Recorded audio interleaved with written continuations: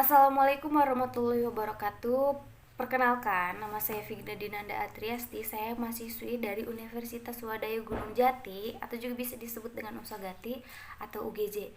Nah, saya di sini mengambil jurusan ekonomi dalam bidang manajemen.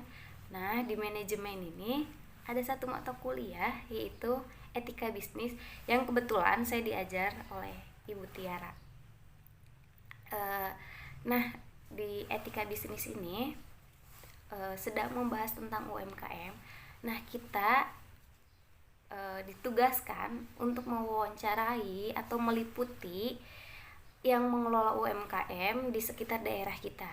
Nah, dengan prinsip GCG. Nah, GCG itu apa sih? GCG itu Good Corporate Governance. Nah, ini tuh tentang tentang tata kelola tentang tata kelola perusahaan. Nah, kebetulan saya mau mewawancarai atau meliputi pengelola UMKM teman sendiri, teman pada saat SMA, teman dekat juga sebetulnya. Nah, prinsip ini ada 5 prinsip. Yang pertama ada transparansi, yang kedua akuntabilitas, yang ketiga responsibilitas, yang keempat ada kemandirian, dan yang kelima ada kewajaran. Nah, mungkin nanti saya akan menggunakan 5 prinsip tersebut kepada rekan saya yang akan saya wawancarai. Nah, mungkin saya akan menjelaskan sedikit tentang UMKM ini. Nah, di sini tadinya saya mau cerita dulu sedikit. Tadinya saya akan mengambil UMKM tentang kecantikan. Nah, ininya itu Jafra. Tapi saya bingung, ini termasuk UMKM gak ya? Dan saya nanya ke teman kelas saya, ini termasuk UMKM gak ya? Dia bilang iya.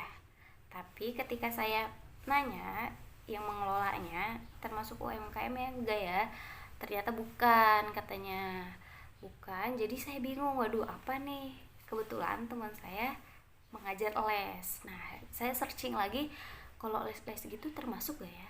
Ternyata semoga termasuk ya, karena saya baca di Mbah Google katanya termasuk karena bisnis pendidikan. Nah, jadinya saya ngambil les ini. Nah, les ini kebetulan bernama les AHE. Nah, AHE itu apa sih?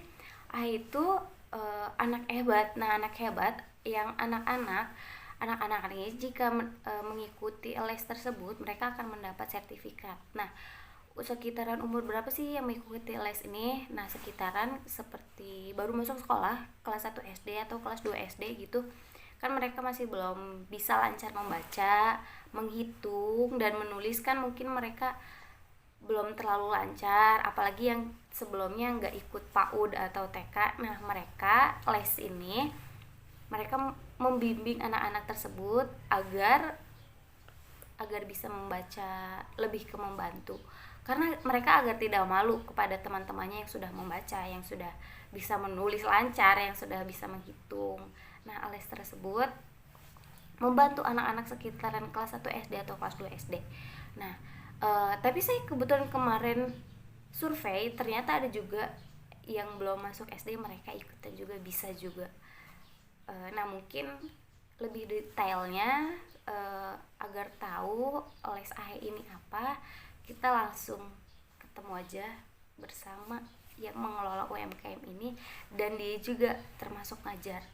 Tuh, kita langsung ketemu aja ya.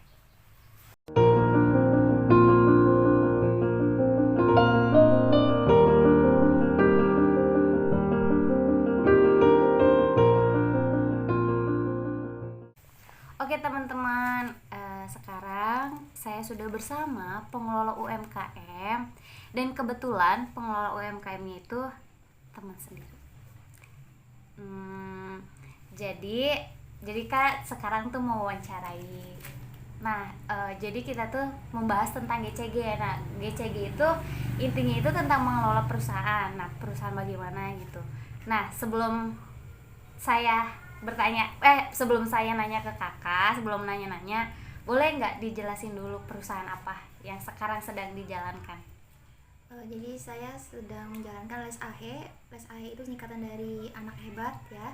yang artinya lembaga pendidikan masyarakat yang fokus pada belajar baca. Jadi tempat belajarnya itu di rumah, bukan di sekolah. Terus les AHE ini juga beda dari les yang lainnya karena les AHE ini ada lisensinya, dan tentu metode pembelajarannya itu kita lakukan dengan cara yang tidak boring gitu, intinya yang asik dan beda. Berhubung ini nanya-nanyanya itu tentang sekitaran prinsip GCGK. Nah, yang pertama saya mau nanya, nah informasi apa yang sudah dilakukan kepada warga sekitar agar mengetahui tentang les tersebut?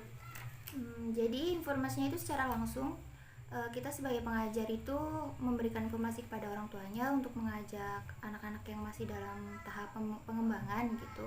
Karena les ini kan les AHE, jadi untuk anak SD semester genap yang masih terbata-bata pada pembelajaran atau bacanya itu, kita ajak untuk ikut gabung ke les AHE ini supaya anak-anak juga tidak diejek ya sama teman-teman kelasnya gitu loh. Jadi kita ada les AHE gitu.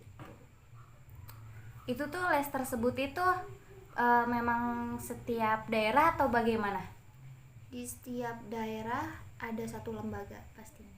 Oke. Nah, kemudian yang ngajar lesnya itu ada berapa orang dan tanggung jawab mereka tuh kan pasti ada tanggung jawab masing-masingnya. Nah, boleh dijelaskan nggak? Jadi di lembaga kami itu ada 2 pengajar dan pastinya hampir sama tanggung jawabnya gitu. Cuman cara penanganan untuk anak-anaknya itu kan pasti beda-beda. Jadi harus fokus ke situ. Harus pandai-pandai untuk mengatur atau memberikan sikap kita kepada anak-anak. Kemudian apa yang akan dilakukan jika ada murid kayak yang bandel terus kayak susah dibilangin, atau bahkan pasti ada kan Kak kayak yang jarang ikut les gitu. Nah, tanggapan seperti apa Kakak itu terhadap mereka dan bagaimana cara mengatasi murid-murid yang seperti itu? Kebanyakan sifat anak memang seperti itu ya, tapi yang saya dan rekan saya pelajari selama ini itu, yang pertama saya dan rekan tuh selalu bertanya gitu, tanya ke anak maunya seperti apa, proses pembelajarannya maunya yang gimana gitu. Dan yang kedua itu pastinya kita tuh mengadakan permainan atau games sebelum memulai pembelajaran agar anak tuh tidak bosan. Oke Kak, pertanyaan berikutnya ya, kan ini les AHE ini kan termasuk bisnis pendidikan nih. Nah, melaksanakan bisnis pendidikan ini tuh dilakukan secara mandiri karena keinginan dari kitanya sendiri mengadakan, atau memang ada kepala lembaganya atau bagaimana yang menggerakkan les tersebut? Di kami ada kepala lembaga dan saya sebagai pengajar, tetapi kepala lembaga juga ikut terjun mengajar. Oke Kak, mungkin ini pertanyaan terakhir yang akan saya tanyakan, mungkin tentang keuangan ya. Yang namanya perusahaan, mengelola perusahaan pasti keuangan juga terlibat. Jadi mungkin ini terakhir yang akan saya tanyakan. Nah, kan ini kan tentang les ya Kak ya. Nah, pasti kan wali muridnya itu bayar per bulannya berapa gitu kan ke kepala lembaga ya. Iya. Nah, kira-kira itu satu muridnya itu per muridnya itu bayarnya berapa ya Kak kalau per bulan? Per muridnya itu setiap bulan 100.000. Jadi keuntungan seluruhan itu kurang lebih ada 1 juta lebih karena murid lebih dari 10. Nah, tadi kan Kak bilang kan ada 2 karyawan, ada 2 pengajar yang ngajar di les tersebut.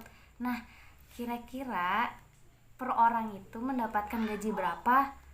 Dan kira-kira sebagai kakak nih, sebagai pengajar, gaji yang kakak dapatkan itu wajar atau tidak? Nah, kalau memang tidak wajar, apakah kalian protes atau bagaimana? Tolong bisa jelaskan. Ngomongin masalah gaji memang nggak wajar sih. Oke. Yang biasanya kami dapatkan setiap bulannya itu hanya 270.000, dan memang harus kita terima gitu, karena yang namanya pengajar itu butuh jiwa pendidik. Jadi memang seperti itu hasilnya gitu, segitu hasilnya, jadi mau nggak mau kita terima. Oke teman-teman, jadi tadi udah tanya-tanya tentang seputaran les tersebut. Semoga membantu, semoga kalian paham apa yang saya sampaikan dan rekan saya sampaikan. Maaf jika ada salah kata yang sengaja ataupun tidak disengaja. Maaf jika kurang berkenan di hati kalian. Sebelumnya sangat-sangat minta maaf, dan mungkin di lain waktu bisa menjelaskan lebih detail tentang informasi tentang les ini, atau membahas yang lainnya mungkin bisa. Jadi terima kasih sudah menonton video ini, sudah memahami. Terima kasih, mungkin kita akan bertemu lagi. Assalamualaikum warahmatullahi wabarakatuh.